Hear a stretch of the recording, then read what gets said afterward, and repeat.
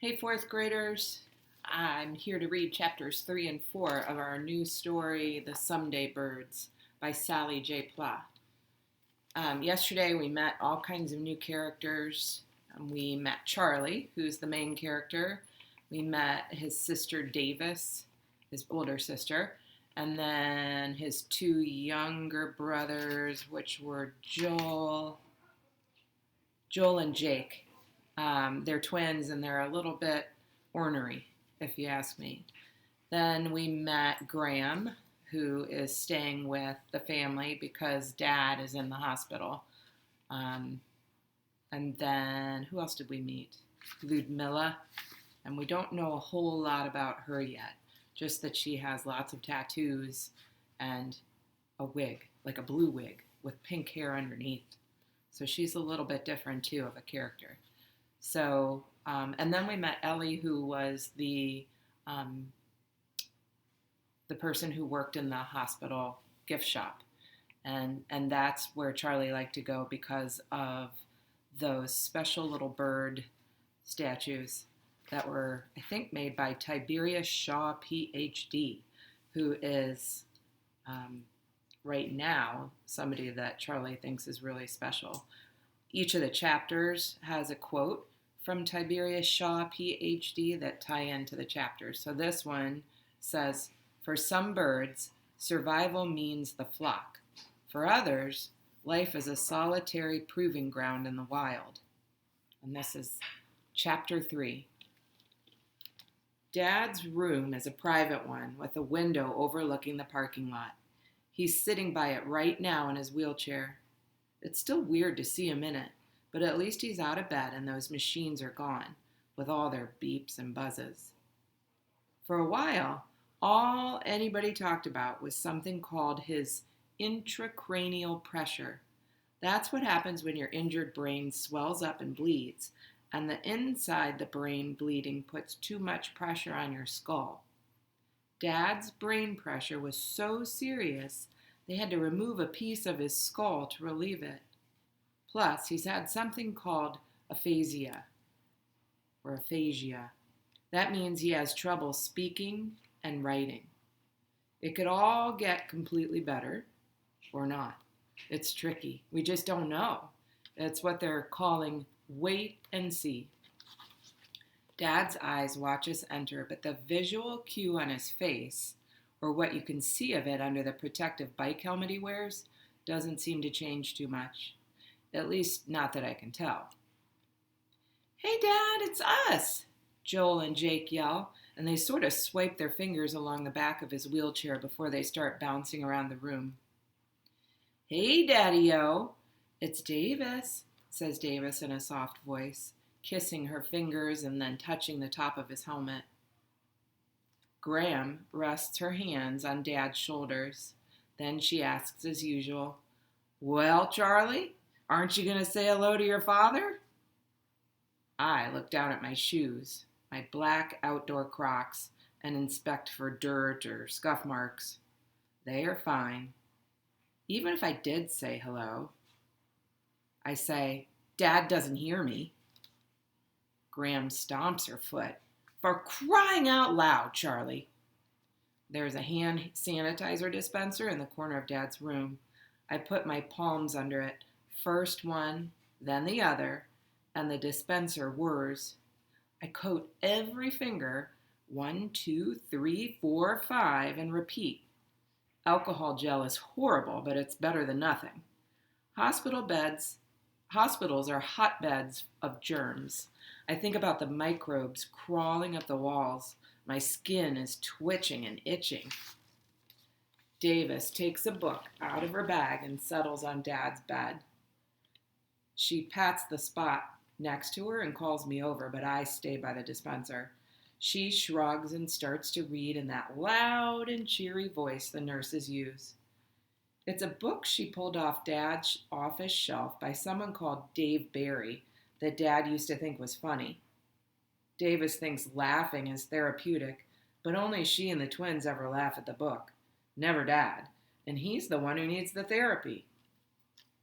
Davis used to also insist on bringing Dad his cup of coffee every morning. We'd stop at Clatch, his old favorite spot for caramel latte to go, and Davis would spoon him little foamy sips. Dad would smile at her out of the right side of his mouth. Once, he even winked, and everyone got all excited. Dad used to be a big winker back in the day. But one morning, when Davis came in with her cup, Ludmilla was already sitting in the chair in front of Dad, and she said to Davis, "The milk in that latte is no good. It upset his stomach. Do not bring it any more. No more milk. I'm just giving him half a cup of plain black."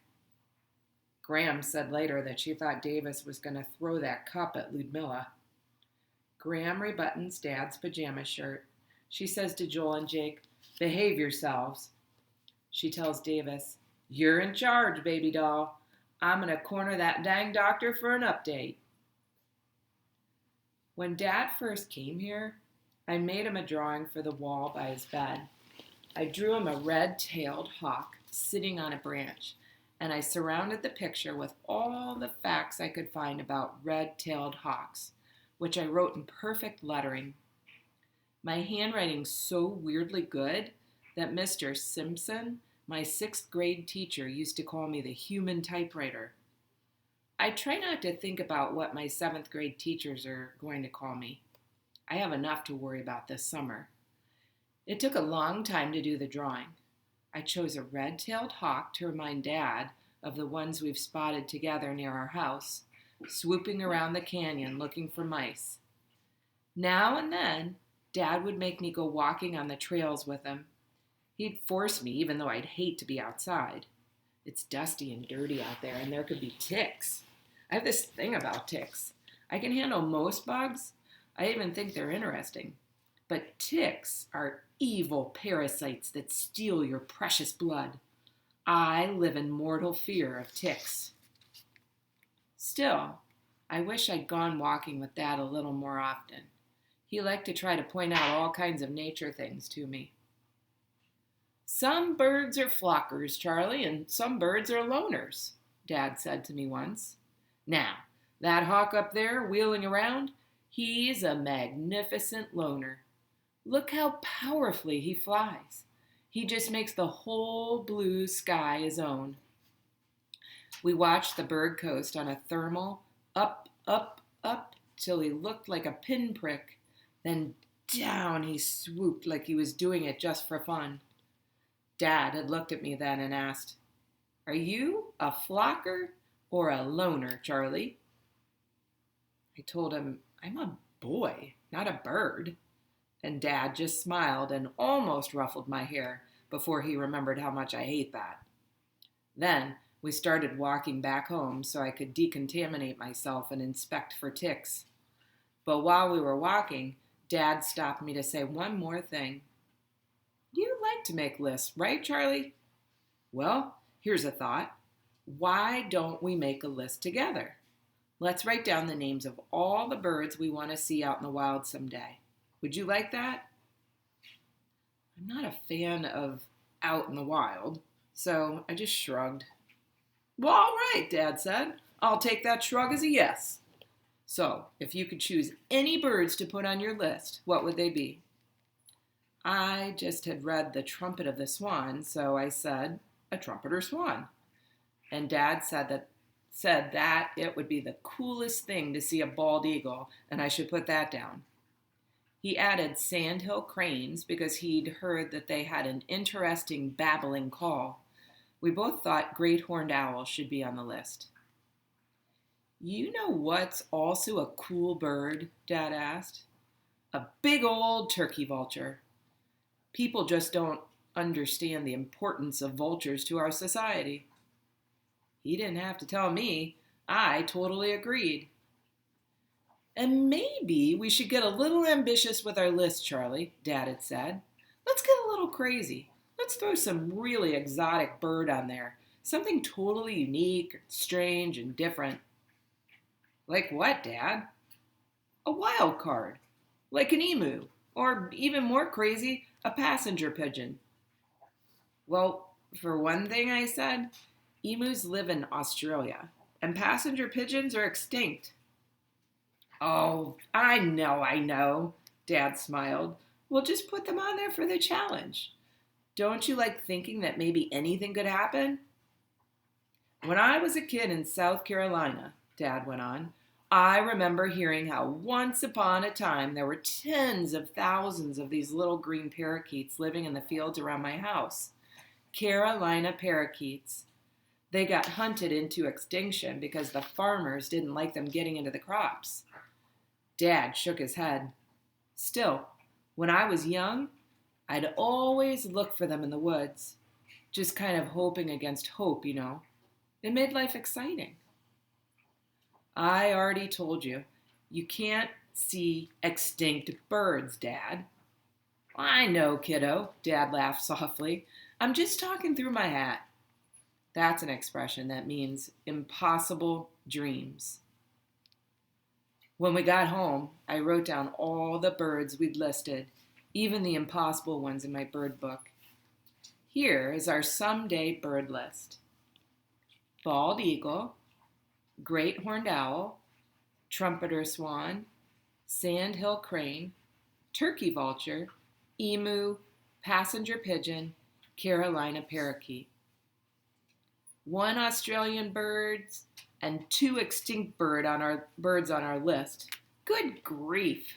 And we didn't put the red-tailed hawk on it, I think, as I look at my old drawing on Dad's hospital room wall. He's all too common around here, that loner, always circling the sky somewhere nearby. My old hawk drawing on the wall is faded from all the San Diego sunlight that's been streaming in the hospital window since Dad got here in March. But the weather's gray and cloudy today. It's mid-June and school just let out. In Southern California, they call this weather May gray, June gloom. It's super sunny around here for most of the school year, and then just when the school's about to end, boom, June gloom. When Dad first got to the hospital, the doctors thought he'd be home by June, but nobody talked about Dad coming home for a while. That's the real gloom hanging over this June. I hear voices in the hall, and then Graham steps back into the room. Davis stops reading. I leave the hand sanitizer alone, and we all look up and wait. Well, they finally told me the scoop, Graham says, rubbing her hands together like she's cold. Your dad's stable now, which is wonderful. But he's a special case and they're a little stumped. They're recommending we send him to a new place for a few weeks where they can do much more specialized tests. Apparently, there's a bunch of big shot neurology experts in Virginia who are willing to take a gander at your father's noggin for free, Graham says, her voice cracking. She tries to smile, but it comes out kind of twisted. I can't read the visual cue on her face at all. It's a world-class research hospital in Virginia. Graham takes a deep breath. We sure as heck can't pass up an opportunity like this now, can we? Isn't it great? Graham is teary. It doesn't make sense to say happy words like, isn't it great, while your eyes are teary. Virginia? Davis scrunches her nose just outside Washington, D.C. He'll get top treatment there, honey. I'm going to start making the arrangements right now. Graham rustles in her purse for her phone. Thing is, I think I'll probably have to leave you all to go with him. He'll need me with him more than ever, being so far away. Virginia, Davis repeats. She shakes her head back and forth in quick little jerks like she's trying to shake Graham's word out of or into her brain. I know, honey bunnies. It's another big change, Graham says, looking around at all of us. But it's the best decision for your father, and it's just for a few weeks. We'll find a way to make this work. Okay, Grammy, the twins say. They're standing perfectly still for once, shoulder to shoulder, eyes riveted on Graham. I stick close by the hand sanitizer dispenser, and Dad just sits in his chair, looking bewildered by everything. which is pretty much how I feel most of the time these days, too. Chapter 4, and the quote on this page says, "For young birds and hatchlings, a nest that is relatively safe from marauding intruders, both of the 4- and 2-legged variety, is a matter of life and death. Nothing is more important than that nest." Tiberius Shaw, Ph.D. They flew Dad to the special Virginia expert neurology place yesterday morning. Graham left with him, nagging Davis up until the last second to please be responsible until Mrs. Bertolo could get us here to watch us. Davis said of course she would. But what do you think? The minute the cab left, she called Jonathan Dillon Daniels, and he has been sprawled on our couch eating Doritos ever since. Oh, and Mrs. Bertolo never showed up. Our house currently resembles an Environmental Protection Agency Superfund cleanup site. That's what Dad used to say when things got extremely messy around here. So I'm staying in my bedroom with the door shut most of the time. At least it's clean in here and I don't have to bump into Jonathan Dillon Daniels. Jonathan Dillon Daniels is Davis's 4th boyfriend, but this time she says she's really in love. He is tall and hairy. He only ever talks to me when he has to, and then he will only ever ask me, "How's it going, Charlie?" And when I say fine, he looks super relieved and walks away. Plus, he bosses Davis around. "Hey, babe, could you get me this? Hey, babe, could you get me that?" If I talked to her like that, she'd clobber me. I wonder what it's like in Virginia. I've never been outside California except once to Colorado Springs for this stupid special snowflake camp Graham signed me up for as a Christmas present. Some present. It was basically a lot of clapping and useless awards. There was this song we had to sing. "Every snowflake's special, and so are you." And they made us point to each other when we said the word you. If you ask me, snowflakes are nothing special. They melt. They're just water. Out there, far away across the whole country in a place I've never seen, my dad's supposed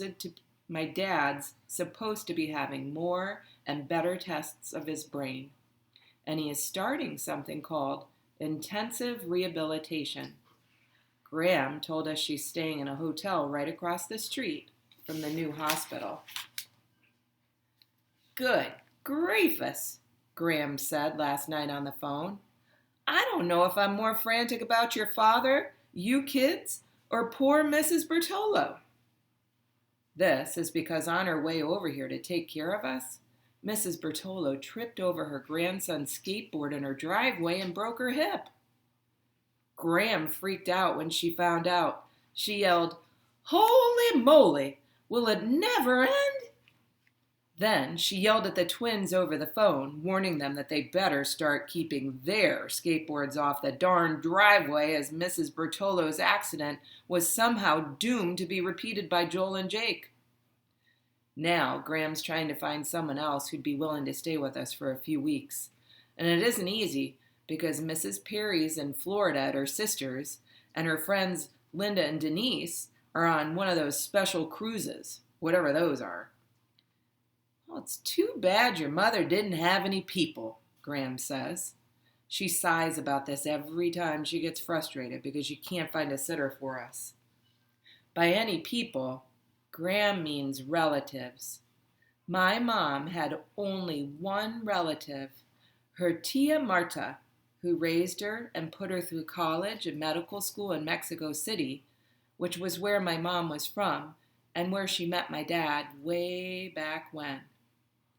Davis says she can remember both Mom and Tia Marta, but the twins and I can't. When Davis was 5, I was 2, and the twins were newborn, Mom was driving Tia Marta to an eye doctor appointment, and a driver hit and killed them. I can talk about it totally fine, and it doesn't make me sad because I was so little that I don't remember a thing. It's just a sad fact to me. Graham says it happened in the middle of the day.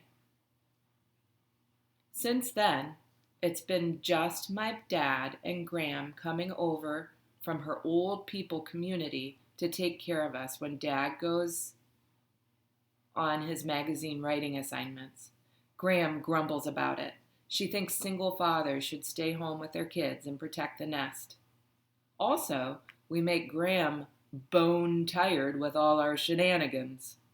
Still, if we need her, she comes.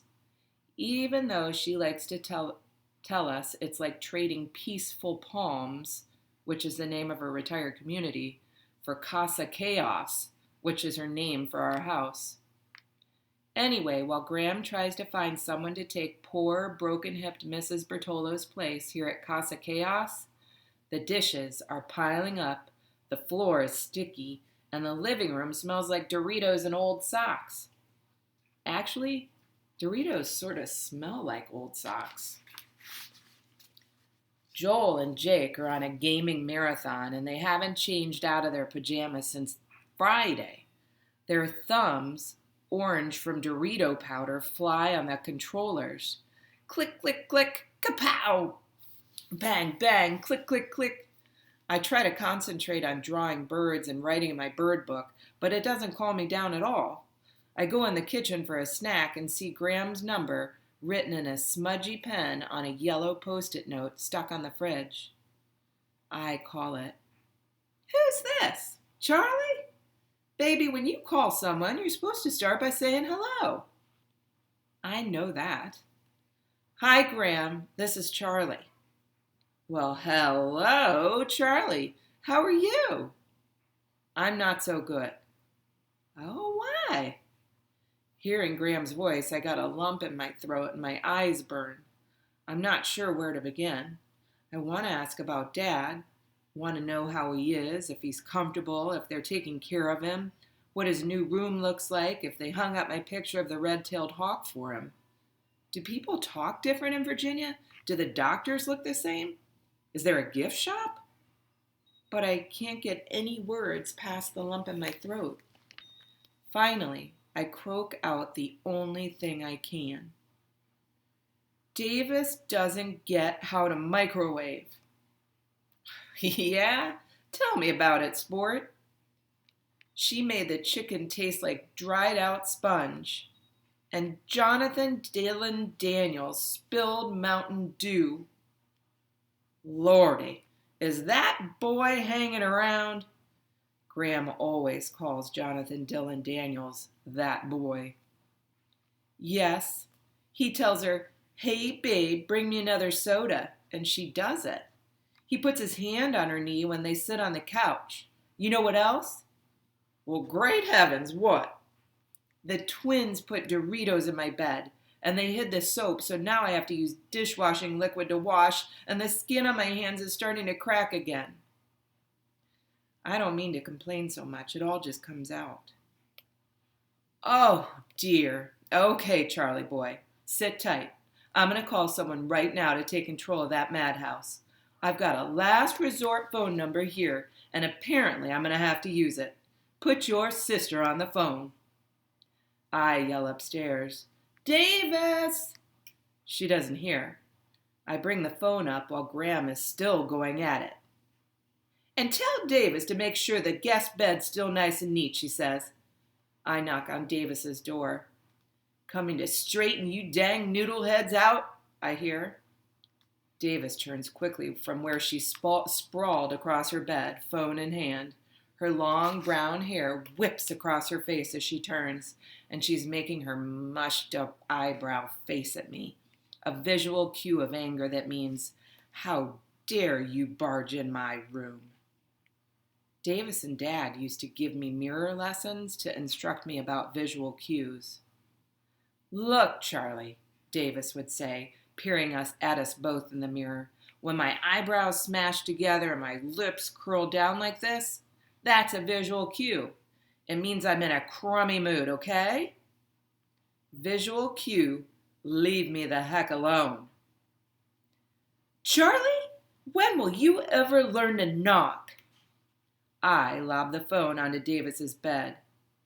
Graham found a babysitter of last resort. I slam her door. On my way downstairs, I hear Davis shriek, You've got to be kidding! Graham does know some totally loopy old ladies. I wonder who she got. And that's where we're going to end today. So we'll see you tomorrow, everybody. Have a great rest of your day. Bye.